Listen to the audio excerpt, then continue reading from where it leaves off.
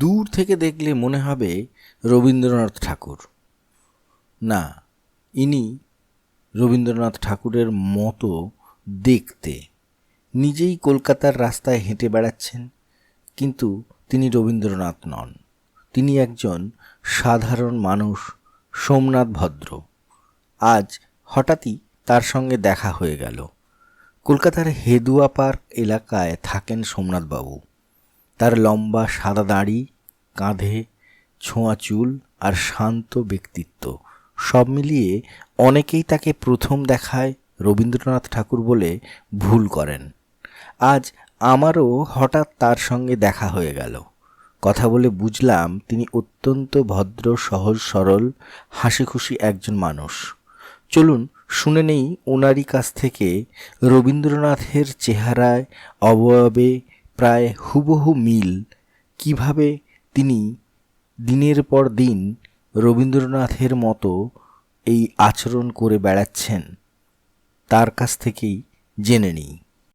আমাদের বাঙালির গর্বের যিনি মহাগুরু, কবিগুরু রবীন্দ্রনাথ ঠাকুর, দেখুন এই মুহূর্তে এই যুগের যিনি কবিগুরু রবীন্দ্রনাথের প্রায় একই রকম অবয়ব দেখতে পাচ্ছেন আপনারা। উনি অনেক সিরিয়াল থেকে শুরু করে অনেক কিছুতে কাজ করেছেন। তো ওনার কাছ থেকে শুনবো কিভাবে উনি কবিগুরুর আকৃতিতে, অবয়বে গড়ে উঠলেন। তো চলুন ওনার গল্পটা শোনা। আপনার নাম কি? নমস্কার, আমার নাম সোমনাথ ভদ্র। আমি বিশেষত কবিগুরু রবীন্দ্রনাথ ঠাকুরকে নকল করিনি। আমার যখন দাড়িগোঁফ ছিল না, তো তখন মহারায় চৌধুরীর ভাসুর আমাকে, ফিল্ম স্টার মহারায় চৌধুরীর ভাসুর আমাকে ছেলেবেলায় রবীন্দ্রনাথ করতেন। তারপরে যখন আমি নন্দন বলুন, বলুন, সব চারদিকে নন্দনেতেই বেশি আসতাম, রবীন্দ্র সদন, সেখানে গান শুনতে আসতাম, মহাজাতি সদন রবীন্দ্রসঙ্গীত শুনতে আসতাম, এবং দিকপাল বিভিন্ন রকমের আর্টিস্টরা গান গাইতেন এবং তাদের গান শুনতাম, মহাজাতি সদন শুনতাম। এবং 25শে বৈশাখে এই রবীন্দ্র সদনে আসতাম। তারপরে একজন আমাকে বললো, তুমি জোড়াসাঁকোয় যাও না কেন? আমি তখন তারপর থেকে জোড়াসাঁকোয় যেতাম।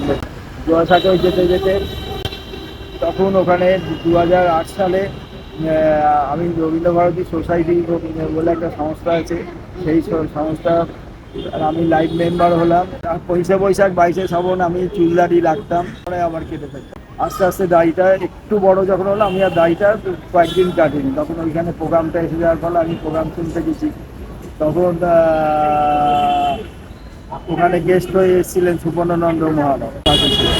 হঠাৎ সুপর্ণানন্দ মহারাজ আমাকে ডাকলেন, এই আপনি ওদিকে আসুন। আর তখন আমি একটু থতমত পেয়ে গেছি। সুপর্ণানন্দ মহারাজ উনি বলছেন, আপনাকে তো আমি ডাকছি। এবং তো উনি আমায় আর্ট গ্যালারিতে রবীন্দ্রনাথের মূর্তির ছবির সামনে দাঁড় করিয়ে রেখে আমাকে বললেন, আজ থেকে আপনি চুলদাড়ি কাটবেন। সেটা 2010 ওই রকম।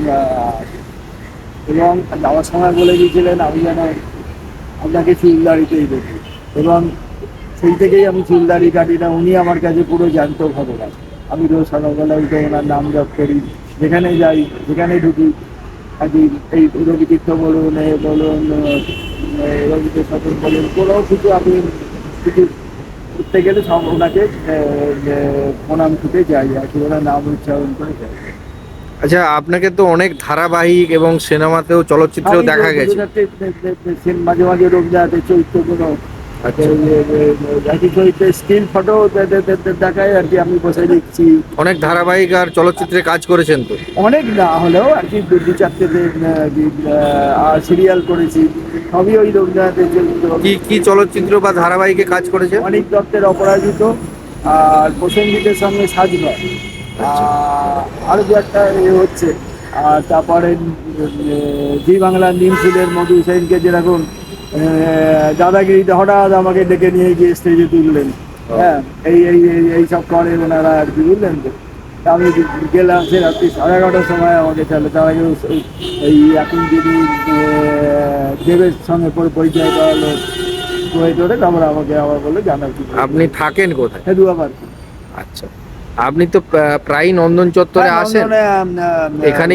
এবং আরো বিভিন্ন রবীন্দ্রনাথের যেসব প্রোগ্রাম হয় আপনাকে মোটামুটি আমন্ত্রণ জানায়। হ্যাঁ, অসংখ্য ধন্যবাদ আপনাকে।